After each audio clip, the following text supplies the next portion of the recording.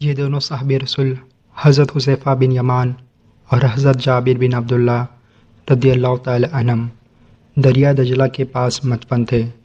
عراق کے بادشاہ شاہ فیصل اول کے دور تک وہ وہاں مدفن رہے، اور ایک دن شاہ فیصل نے خواب میں حضرت حذیفہ بن یمان رضی اللہ تعالی عنہ کو دیکھا۔ آپ نے شاہ فیصل سے فرمایا، میری قبر میں پانی اور جابر کی قبر میں نمی آنا شروع ہو گئی ہے، اس لیے آپ ہم دونوں کو یہاں سے منتقل کرے اور دریا سے کچھ فاصلے پر دفن کرے۔ صبح ہوئی تو بادشاہ اپنے روز مرہ کے کام میں خواب کو بھول گیا۔ دوسرے دن حضرت حذیفہ بن الیمان رضی اللہ تعالی عنہ نے خواب میں پھر یہی بات دہرائی اور شاہ فیصل پھر بھول گیا۔ تیسرے دن عراق کے مفتی اعظم کے خواب میں حضرت حذیفہ بن الیمان رضی اللہ تعالی عنہ آئے اور کہا، ہم 2 راتوں سے بادشاہ کو یہ کہہ رہے ہیں کہ ہمیں یہاں سے نکال کر دوسری جگہ دفن کرے، مگر وہ بھول جاتا ہے۔ اللہ کے حکم سے مزارات کو کھولا گیا اور حضرت حذیفہ بن الیمان رضی اللہ تعالیٰ عنہ کی قبر پاک میں پانی اور حضرت جابر بن عبداللہ رضی اللہ تعالیٰ عنہ کی قبر پاک میں نمی آ چکی تھی۔ انتہائی ادب اور احترام کے ساتھ اللہ کے پیارے حبیب صلی اللہ علیہ وسلم کے ان غلاموں کے پاک جسموں کو قبروں سے نکالا گیا۔ حضرت حذیفہ بن الیمان اور حضرت جابر بن عبداللہ رضی اللہ تعالی عنہما کے چہروں سے کفن ہٹایا گیا، اور لوگ یہ دیکھ کر حیران ہو گئے کہ جسم بالکل محفوظ تھے، آنکھیں کھلی ہوئی تھی جیسے وہ سب کچھ دیکھ رہے ہو۔ سر اور داڑھی کے بال بالکل محفوظ تھے، حتیٰ کہ کفن بھی صحیح حالت میں تھا۔ کوئی نہ کہہ سکتا تھا کہ یہ 1300 سال پہلے کے انسان ہیں۔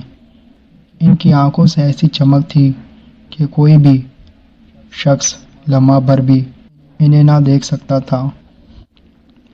اس کے بعد جنازوں کو بڑے ہی ادب کے ساتھ حضرت سلمان فارسی رضی اللہ تعالیٰ عنہ کے مزار کی طرف لے جایا گیا اور وہاں پر دفن کیا گیا۔ السلام علیکم ورحمۃ اللہ وبرکاتہ۔ ناظرین، آج ہم مزار شریف کی زیارت کر رہے صحابی رسول حضرت حذیفہ بن یمان رضی اللہ تعالیٰ عنہ۔ میں نے ڈسکرپشن میں گوگل میپ کا لوکیشن دیا ہے، آپ اسے فالو کر کے آسانی سے زیارت کے لیے جا سکتے ہیں۔ چلیے زیارت جاری رکھتے ہیں۔ حضرت حذیفہ بن الیمان رضی اللہ تعالیٰ عنہ کی کنیت عبداللہ ہے۔ آپ کے والد کا نام جبل ہے۔ حضور اکرم صلی اللہ علیہ وسلم کے نہ صرف صحابہ میں بلکہ خاص اور ذاتی دوستوں میں شمار ہوتے تھے۔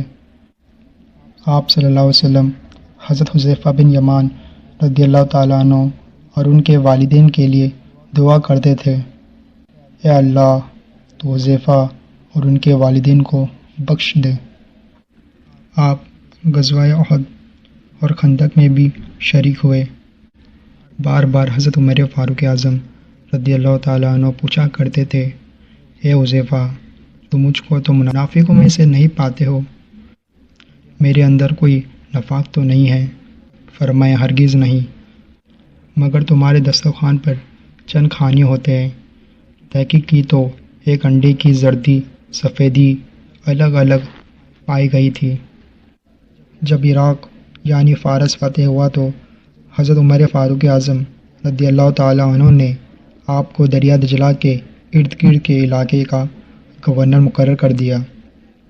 بعد میں آپ نے آذربائیجان کا علاقہ فتح کیا اور مدائن کے گورنر مقرر ہوئے۔ آپ نے 36 ہجری میں مدائن میں وصال فرمایا۔